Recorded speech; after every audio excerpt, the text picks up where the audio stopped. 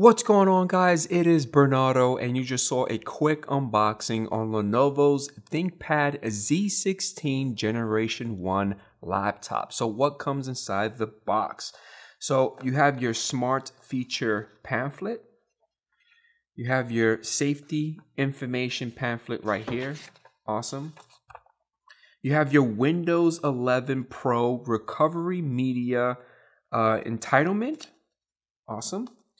And you also have your ThinkPad Z16 Generation 1 setup guide. This is basically your setup guide, letting you know your ports and features. Cool. You have your power adapter, which is 135 watts. And you have your power cable. Awesome. All right, so let's put all this stuff to the side. And last but not least, we have the ThinkPad Z16 Generation 1 weighing around 3.8 pounds with a thickness of 0.70 inches. Now for ports and features, if you have the laptop facing you to the point that you are able to open it up like this, on your right hand side, you have your power button, you have your headphone mic audio jack, and then one Type-C USB port. On your left-hand side, you have a SD card slot, two Type-C USB ports, and then this one right here is the port that allows you to hook up your power cable. All right, so we're going to take the power cable and the power adapter, and I'm going to hook it up real quick. Awesome. We're going to take the power cable, which is a Type-C connection, and we're going to insert it into our laptop to power it on. All right, so our power adapter is hooked up to the Z16 Generation 1. Let's open this guy up. You can actually open it up with one finger because of the notch. Look how beautiful is that? Look at that beautiful display, which we are going to go over pretty soon. All right, so for the power button, like I said, it is located on your right-hand side, so we're going to turn that guy on real quick. Now, one of the things I did notice on the Z16 Generation 1 laptop is that the boot time is really slow, just like the Z13.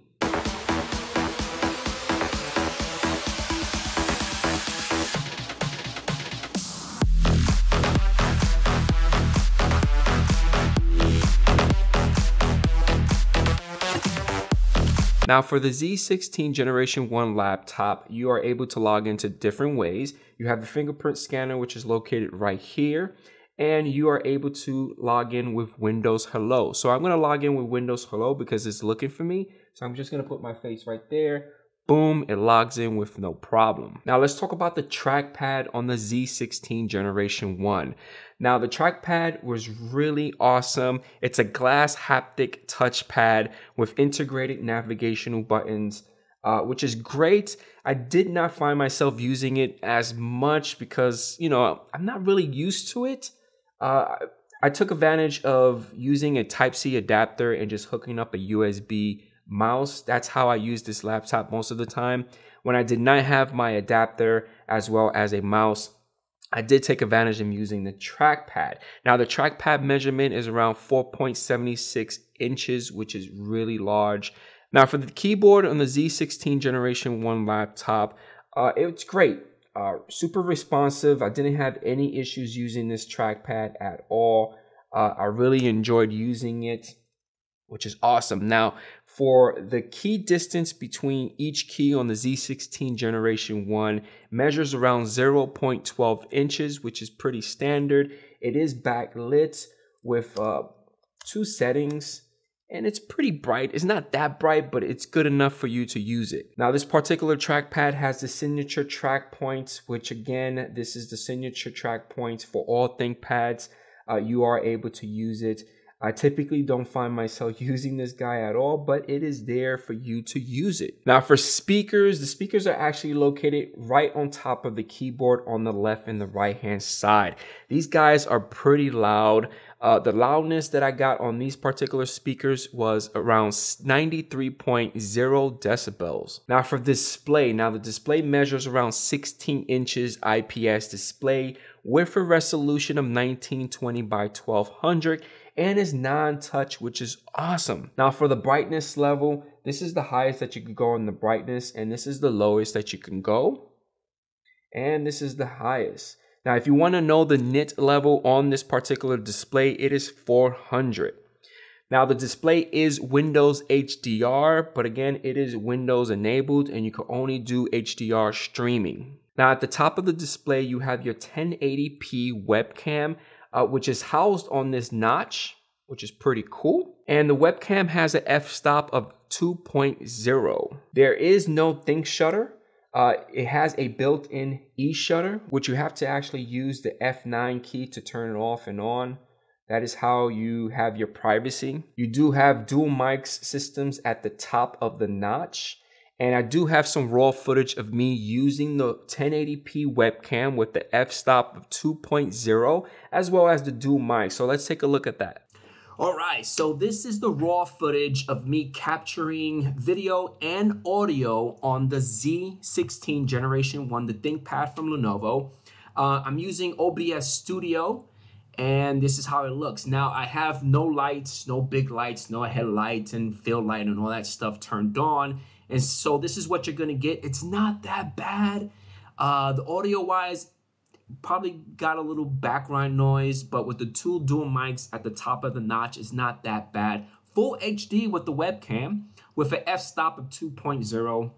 I am going to turn on a headlight right now so you guys can see what. And I think it's gonna auto adjust itself right now, but it's like too bright. It's like crazy. It's really good. I feel like Lenovo did its thing with this particular webcam. Full HD is not that bad. It works well with Teams and Zoom. It looks a little dark.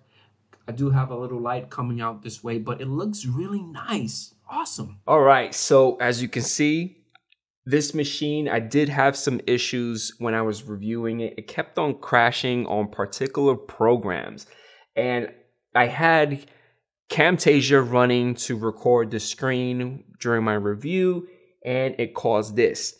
It also crashed when I was rendering Premiere 4K videos when I was using Puget and using Photoshop and Premiere to do some testing, and it kept on crashing every single time it was trying to render a 4K red file using that particular testing software. And right now it's crashing. I don't know what's going on. I feel like it's not a laptop thing. Maybe it's a laptop thing. Maybe it overheats itself and then it causes this particular problem. But this is the type of issue that I was having during my review. I'm going to let this happen, and then we're going to go in and talk about, some of the specs on the Z16. All right, so I had to force reboot the machine because it was stuck in that blue screen of death. Holy crap. So all I did was just basically hold the power button until it completely shut off and then power back on. We used the Windows Hello, and it just picked me up because, the 1080p is actually like a wide angle lens. It picks everything up, which is great. I don't actually have to put my face right into it, but it booted up. So I'm not going to launch Camtasia to capture some of the stuff that I'm going to show you guys. So I'm just going to go straight into it. All right, so let's talk about some of the specifications on this particular Z16 Generation 1 laptop. So let's right click on the taskbar and let's go to Task Manager. Awesome. And we're going to open up the Task Manager up real quick. Beautiful. And we're going to go inside Performance. And within Performance, I'm going to right click on the CPU, go to Change Graph to Logical Processors. Now, this particular machine is running the AMD Ryzen 7 Pro 6850H processor with a base speed of 3.20 gigahertz, 1 socket, 8 cores, 16 logical processors. Now, the specifications is there. It's awesome, right? Why is it crashing? I do not know. It is probably a Windows 10 problem or because of an overheating problem. Who knows? Now, for memory, it has 16 gigs. It does have a solid state drive, which is around 500 gigs. And for the graphics processor, it comes with the AMD Radeon graphics card. Now, like I said before, I did use Puget to do my testing, and I was using Adobe and Premiere, was testing all that stuff out. And the issue that I had on this laptop is that every time Premiere was rendering a 4K red camera file, it crashed. And you saw the crash earlier. That's what I was getting constantly. So I don't know if it's an overheating issue. I did notice heating around this area, really high heat levels of around 105 to 110 degrees. So it does get extremely hot when you're like really doing heavy rendering, especially with, Adobe Premiere. Now for gaming, I did do some gaming and I didn't see a lot of lag. It all depends on what type of game you're playing on this particular laptop. Now, the game that I was playing doesn't really need like really high frames per second, so I didn't really see that lag on this laptop. All right, so we just went over some of the specifications on Lenovo's ThinkPad Z16 Generation 1 laptop. So let's close up the Task Manager and let's open up, Microsoft Edge. And let's talk about the battery, because I always do battery testings on all my laptop reviews, and I like to use PC Mark 10, and I like to run it with 3 particular, benchmarks. The first benchmark is all about the modern office battery life, and it lasts around 13 hours. This is one of the things I love about the Z lineup on the ThinkPads, is that the battery life is awesome. On the Z13 that I did not too long ago, live review that I did for you guys, that laptop lasts between 12 to 13 hours. The battery life on the ThinkPad Z lineup is great. Now, on the second test, I actually ran video until the battery completely died, and that lasted around 14 hours and 45 minutes. And then last but not least, the last test was all about gaming, just playing video games until the battery kind of died out. That lasted around an hour and 29 minutes. An average between, I would say, 13 hours. All depends on what you're doing on this laptop. If you're rendering, doing a lot of photo editing, the battery life is going to reduce really fast. But if you're surfing the net or watching movies or cartoons or whatever you like to watch on this beautiful 16-inch display, you're definitely going to see that the battery will reduce quickly or not. But I got an average of between 13 hours on this battery. All right, so let's conclude our review on Lenovo's ThinkPad Z16 Generation 1 laptop. So let's talk about the pricing. Retail price on this particular laptop starts around $1328, pretty expensive, and it all depends on what type of display, memory, hard drive that you want. The price will go a little higher. Now, you are able to hook up external monitors, which I did. You are able to do native connection using the Type-C connections with no problem. For me, I actually had to use a Type-C adapter, hook up the Type-C adapter, and then take advantage of the HDMI port on that adapter. Now, for experience overall, like I said before, I did have a couple of crashes on this machine. When I was using Premiere and Photoshop, personally, I didn't see that problem, but I was really editing like small stuff. The only time that I saw that the machine was crashing was during this review, when I started Camtasia, it crashed live when I was reviewing it, which sucks.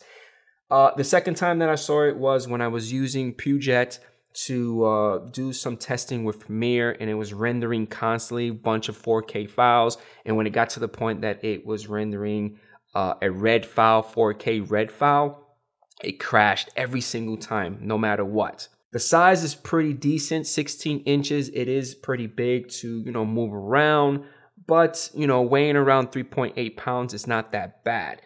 For ports, I love the fact that Lenovo gave me an SD card reader, because it allows me to hook up my SD cards to get my videos and my photos with no problem. But 3 Type-C ports, no USB. That kind of sucks. I actually have to travel around with an additional thing, which would be the Type-C adapter, which allows me to hook up USB things like my USB thumb drives and an HDMI, and as well as a Ethernet port.